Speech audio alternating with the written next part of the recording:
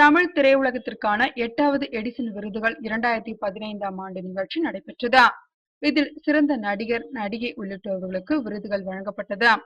கடந்த 7 ஆண்டுகளாக உலக தமிழர்கள் இணையம் மூலமாகவும் வாக்குச்சீட்டு மூலமாகவும் தமிழ் திரை உலகினரை தேர்ந்தெடுத்து எடிசன் விருது வழங்கும் விழா நடைபெற்று வருகிறது.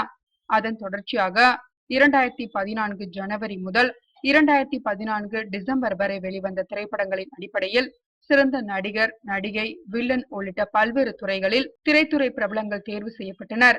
அவ்வாறு தேர்வானவர்களுக்கு விருது வழங்கும் விழா நடைபெற்றது.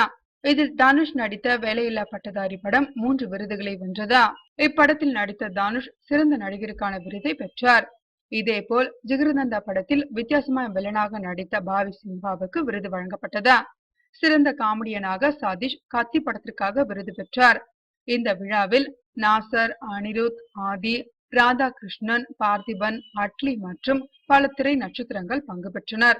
சிறந்த இயக்குனருக்கான விருது மெட்ராஸ் பட இயக்குனர் ப. ரஞ்சித்திற்கும், இசையமைப்பாளர் விருது கத்தி படத்திற்காக அனிருத்திற்கும் கிடைத்தது. சிறந்த அறிமுக இயக்குனர் விருது வேலையில்லா பட்டதாரி பட இயக்குனர் வேல்ராஜுக்கு கிடைத்தது. சிறந்த அறிமுக நாயகி விருது மெட்ராஸ் நாயகி காத்ரின் திரேசாவிற்கு வழங்கப்பட்டது.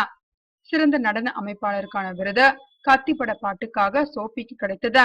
புரோட்டானிக் ஐகான் விருது இயக்குனர் திருவுக்கு கிடைத்தது. ரைசிங் ஸ்டார் விருது தெகடி நாயகி ஜனனி ஐயருக்கு கிடைத்தது. ரெட்ரோ ஆக்ஸ்ட் விருது முண்டாசுப்பட்டி படத்திற்காக நந்திதாவுக்கு கிடைத்தது.